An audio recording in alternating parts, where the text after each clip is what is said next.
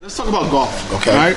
So we got Tiger Woods. Yeah. But there's not a lot of other brothers. No. On the PGA Tour, really pushing golf Yeah. forward. And you're a golf enthusiast, to put it mildly. Okay. And I'm a golf super novice. Okay. The great thing for me about golf is my journey started when I was in the military, and it was actually a way to get out of work. Okay. So we had squadron teams. Okay. So it would be a four-person team. Yeah. And you got to leave work to go play golf against the other squadrons. Okay. I had no idea how to play golf. Okay. And an older expat brother, not expat, older retiree, who was also he did 25 years, and then he left and was an instructor. Okay. Mr. Subs. And he introduced me to golf. Older brother from Alabama. Yeah. And I've been hooked ever since. Now, I'm terrible at golf still, but the sport itself really, it allowed me to go to places that I never thought I could go before, interact with people that I never thought I could interact with. I played in Honduras, I played in Poland, I played obviously in the US and in the UK. For you, as somebody whose life, you're a professional journalist in this space, golf as a means of travel for young brothers, do you think that's viable? You think it's something that should be explored more? Yeah, I think that right now, golf in general, when it comes to golf travel, the African American community in general is not being marketed to. We talked about that the other day. You know, but I think that in the future, that needs to change. You know, if I just look at, there are not many places in this world that you travel that golf is not available. You know, I even looked at a trip to Sri Lanka, which has a lot of the whole Buddhist thing, but they also have golf courses in Sri Lanka. You know, of course, and you know, Pattaya in Thailand, it's amazing courses. It's massive. You know, Phuket. You know, even up near Bangkok, Chiang Mai. You know, there are golf courses. I think that there's so many. When I lived in Atlanta, I mean, there were groups. There were me and some of my buddies had again social media. We had a online group, and everybody would say, "Hey, I got 5 tee times at this golf course Saturday morning. Who's in? Who wants to play?" You know what I mean? And it'll be all brothers. You know, we'd all meet and put a little money in the pot and this and that. And what I started doing is, I started to realize that golf travel is important. It's a great way to see the world. It's a great way to interact with local people. I've had the pleasure of playing golf here in Cambodia at Angkor Resort with the caddy, and she's holding the umbrella for you and reading your putts and cleaning your clubs. You know, and I just think that we need to explore that as brothers. You know, if you don't want to travel with your clubs, I mean, that can be cumbersome. Oh yeah, definitely. And when you're talking about very expensive baggage fees you would carry, but most courses especially offer rental clubs. You can rent them there, or a lot of places have stay and play packages. You know, where like in Phuket, Honduras, Phuket has it. Pattaya, where I can sit there and say, listen, I want a suite that includes this, and then if you're, you know, if you're traveling with a significant other, a spouse, or your family, or whatever, there's the spa that she can go to, stay and play, or maybe if she plays, she can go play with you. You know, I found that golf is a great way to meet people, and it's something that you said a little while ago. Golf for me has been the great equalizer. I remember the first time I played golf in Las Vegas. I played TPC Canyon with the Tournament Players Club. You know, really nice course. And that was your first time playing? No. Oh, okay. That was my first time playing in Vegas. Jesus. In Vegas, but I was a single, and I caught a taxi out. And I'm out there, and they say, "Hey, listen, man, we really don't make tee times for singles, but we'll put you with 3 other people." And they put me with a guy that was a general contractor from Vancouver. And he and I got to spend 5 hours together. 2 totally different. He's a white guy with a family. I'm a brother, you know, come from Atlanta, just out there playing golf. And this and that. And after the round was over, he's like, "Hey, man, why don't I give you a ride back in my car? And I want you to have dinner tonight with me and my family." Because over that round, we were both engaged in trying to put a little white ball in a 2-inch hole. You know, so regardless of our backgrounds, how we got there, you know, financially, everything. It's the great equalizer. Right. It really needs to be something that if you do and you love to do it, don't stop just because you travel. Yeah. Especially, you know, Southeast Asia, the Caribbean. I've had the pleasure of playing in the Bahamas. I played in the U.S. Virgin Islands. I played in the Dominican Republic. It's love great. the DR. The DR is a great, especially Punta Cana is a great golf destination, and even here, Vietnam has great golf, and you know, Cambodia and Thailand.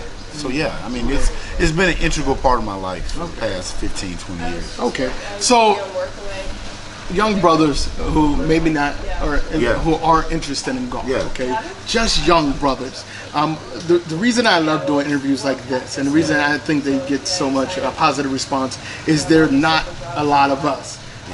Particularly those of us who are going to places like Siem Reap, who are going to India, who are going to Romania. For young brothers that are going to see this video,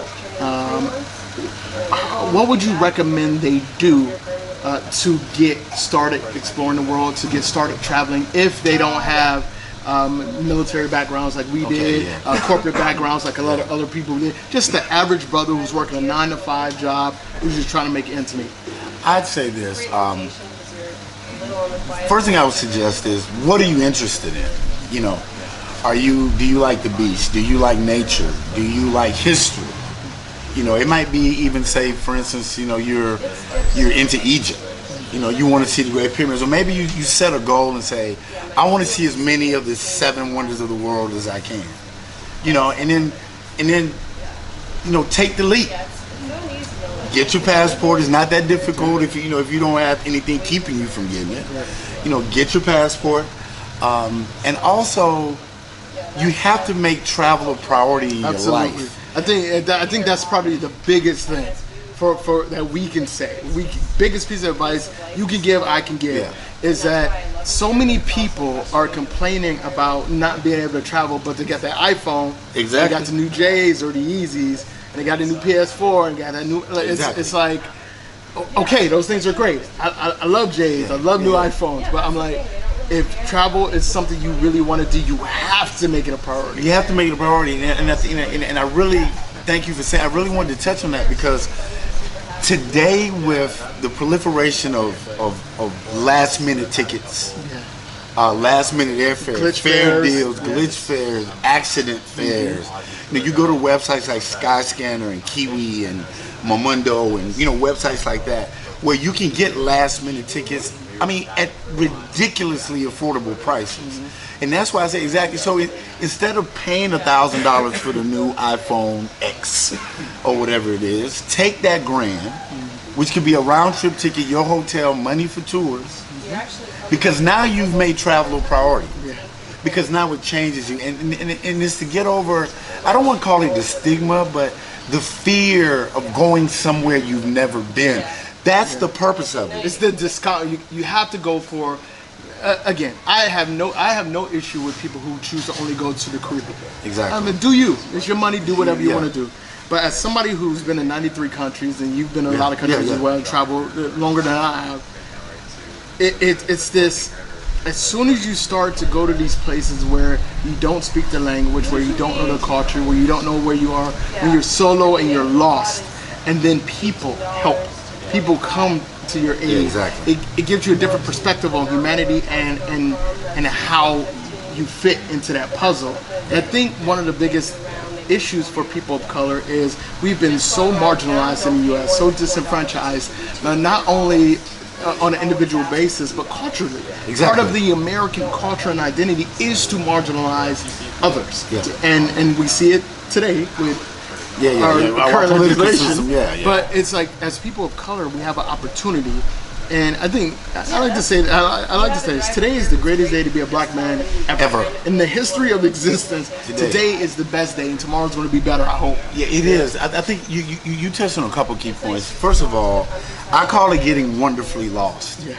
As long as you have Google Maps or Waze or something like that on your smartphone, you're not going to get hopelessly lost to the point that you can't find your hotel. You got taxis, you got Uber. Wait a minute, even having a voice, you don't even need the technology. Just say, hey, I'm lost. How did I get here? And I remember in this hotel.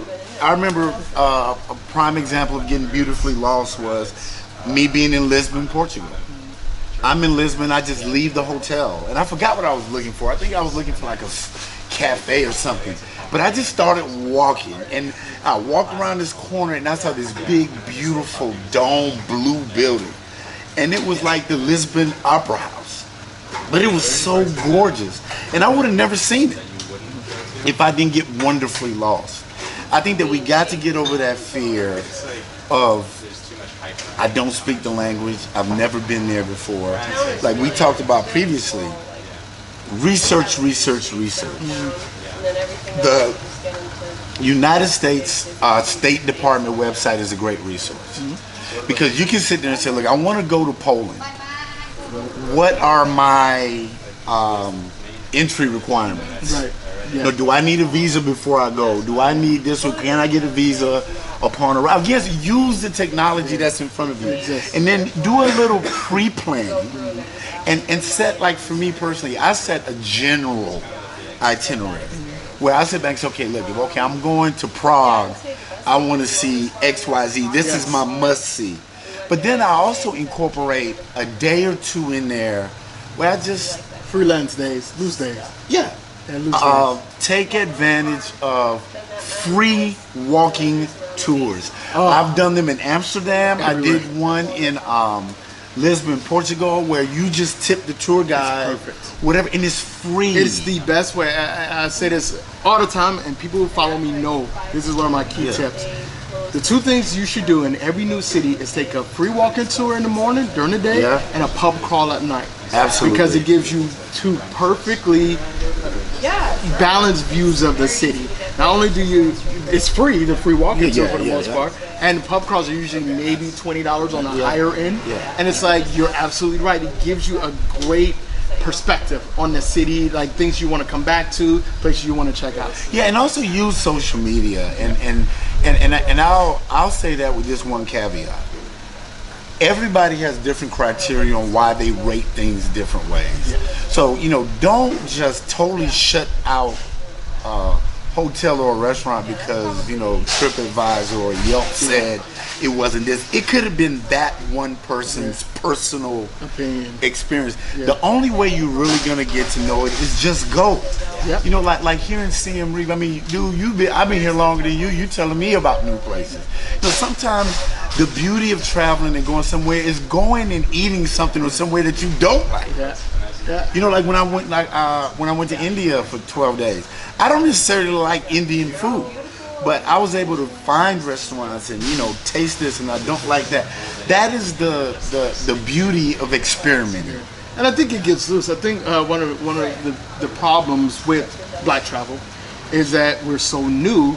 So those few forums that exist for black travel, people kind of just zone in on those. And okay, this is the opinion, and this is, you know, this country is racist, or this is this. You have to remember, and a lot of people, I think a lot of people of color forget this, is we're not a monolith. Me and you don't have the same opinion. Like, for example, I don't like the beach. And a lot of my friends love the beach. But if I go to a beach and I say, Phuket's okay, you have to take into account that Eric doesn't like beaches. Like some people don't like mountains. And exactly. The same thing. So I think with that piece of advice, a caveat also is to that, make sure you're also looking for diverse voices. You're looking for not only the opinion of people of color, who look like you, come from a similar background, that might like the same thing, but also people who might be women, for example, or who might not be people of color. So it gives you this broad range of information on a destination. And also, in a lot of these forums we're talking about, you know, Facebook, Instagram, Twitter, a lot of the quote-unquote black forums or black travel groups, the fear of solo travel. I see that so much on these forums. Oh, is it okay if I take a solo trip here, or is it safe if you go there? I can honestly say this. If I'm not gonna do it in the States, I'm not gonna do it in a foreign country. It's common sense. If I don't walk down a dark alley in Atlanta, I don't walk down a dark alley in Amsterdam. You know, and if it's too good to be true, it probably is. It probably is. You know, and also, you're gonna stick out like a sore thumb. you're going to be asked to pay more because you're a tourist, not just because you're black. But you start to realize that race is not that big of an issue like it is in the States when you get out of the States. And it feels like in the States, it's the, and of course racism exists. Yeah, everywhere. But it is in the U.S. It's like the focal point in a lot of situations. And I like to tell a lot of people get upset with me for when somebody says, "Oh well, this was racism," and I was like, "Well, let's hear the entire story, and then let's figure out maybe that person was just having a bad day. Maybe they just don't fuck with you. Like, maybe they just don't. They don't like you. Like, yeah, but not necessarily everything is racist. Not everybody, because we carry that with us because it's been so beat into us and ingrained in our psyche that you know people who don't look like us are racist or they're against us or they're after us. And I think one of the biggest things I've learned, especially in places like Southeast Asia, who don't have that history of African immigration, is we're more of a novelty here. Yeah. We stand out more so because we're like giraffes. Like why is this? What's going on? And I think people get really sensitive. They get rightfully so in a lot of cases, but they get sensitive without thinking about the geopolitics of it, of us being people of color in those destinations. I use the term, I sort of brought that racial baggage with me when I traveled initially, because when I was in Portugal and Spain, I would get the stares, and I automatically put that into the context of race. And then I started to really realize, okay, they're kind of staring at you because they don't know you. Like you said, you're the oddity. Yeah. You're the difference, but then you tend to find out they're just as friendly, they're just as welcoming. And also, I would urge brothers and sisters that travel, especially brothers that travel around, that you are a guest in this country. And fairly or unfairly, Southeast Asia especially is a place of traditions and there are cultural norms here that are different from, like, not touching an Asian person on top of their head, or taking off your shoes before you go into a business or a house, or things of that nature. Not really being big on, we hug it up, what's up, right? They're not really big on that, on personal space. And also, again, and I say this for the 15th time on this video, go and do your research on that destination before you go. Not just your site is a great resource. Anika, there's there are even white guys. There's a place called Walter's World. It has great videos. Walter, he'll tell you 5 things you like and 5 things you don't. And I'll definitely link Walter's channel. He's great. He's great, and because all of those resources, not just the black resources, but like you said, because he was able to say, hey, listen, the traffic is like this. Don't rent a car. You're gonna like this, you're not gonna like that, and it empowers you as a traveler, and also it helps you enjoy the destination better. Okay, so one of my most common questions is, out of all the countries I've been to, what's my absolute favorite? And I hate it. It's my least favorite question, but I always answer it. And what I started doing was telling people my top 5 countries. So give me 3 destinations for first-time brothers.